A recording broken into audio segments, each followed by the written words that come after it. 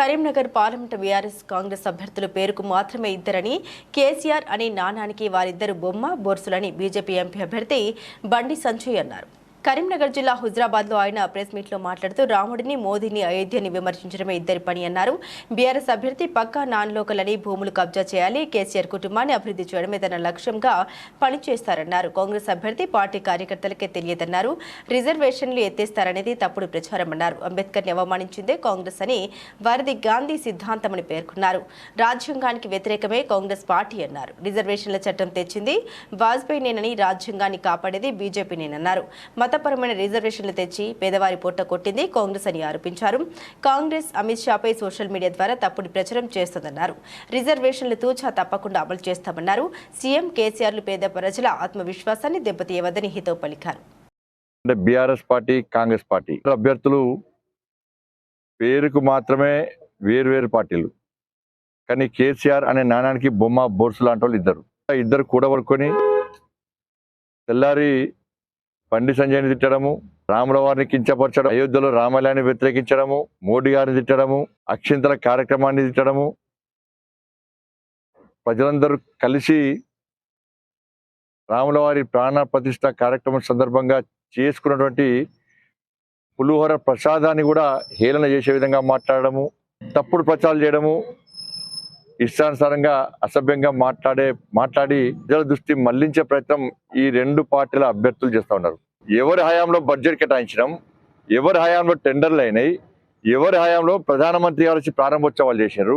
Warangal Karimnagar road, Elkathurthy Siddipet road ఎవరి హయాంలో budget కేటాయించడం, ఎవరి హయాంలో టెండర్ అయింది, ఎవరి హయాంలో ప్రధానమంత్రి వచ్చి ప్రారంభోత్సవాలు చేశారు. హయాంలో గ్రామీణ సడక్ నిధులు వచ్చినాయి, ఎవరి హయాంలో సిఆర్ఎఫ్ నిధులు అత్యధికంగా వచ్చినాయి, ఎవరి హయాంలో కేంద్రం నుంచి గ్రామాల వారిగా సంక్షేమ పథకాలు వచ్చినాయి.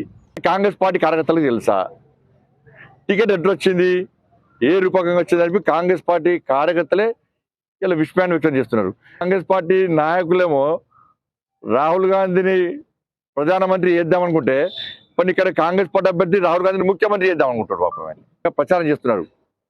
మమ్మల్ని మొత్తం బీఆర్ఎస్ పార్టీ బర్బాద్ చేసింది, కాంగ్రెస్ పార్టీ ఇచ్చిన హామీ నెరవేర్చక మమ్మల్ని ఇంకా బర్బాద్ చేస్తున్నది, మోడీ గారు ప్రధానమంత్రి అయితేనే మనకు న్యాయం జరుగుతుందని చెప్పి ప్రజాప్రతినిధులే కాంగ్రెస్ పార్టీ ప్రజాప్రతినిధులు చెప్తా ఉన్నారు.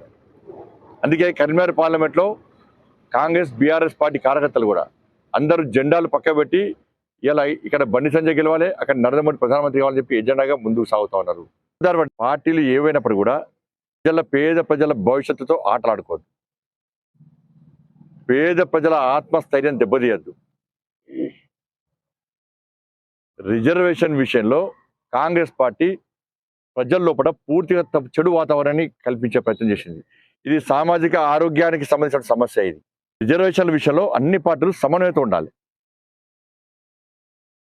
పోటీ పడి వాళ్ళ భరోసా కల్పించే ప్రయత్నం చేయాలి, ఆత్మస్థైర్యం పెంచే విధంగా ప్రయత్నం చేయాలి, భరోసా కల్పించే విధంగా ప్రయత్నం చేయాలి తప్ప రాజకీయాల కోసం, ఓట్ల కోసం, ఈ గెలుపు కోసం పేద ప్రజల ఆత్మస్థైర్యం దెబ్బతీస్తే పేద ప్రజలు క్షమించారు. అది కరెక్ట్ పద్ధతి కాదు, ఏ రాజకీయ పార్టీ అయినప్పుడు కూడా. మేము ఇంకా అమలు చేస్తాం. కేసీఆర్ అనే వ్యక్తి రాజ్యాంగాన్ని మార్చాల్సిన అవసరం ఉంది, మార్చా అని చెప్పి అనేక సందర్భాల్లో మార్చిరని చెప్పి సవరించారని చెప్పి చెప్పినప్పుడు కూడా కాంగ్రెస్ పార్టీ స్పందించలే.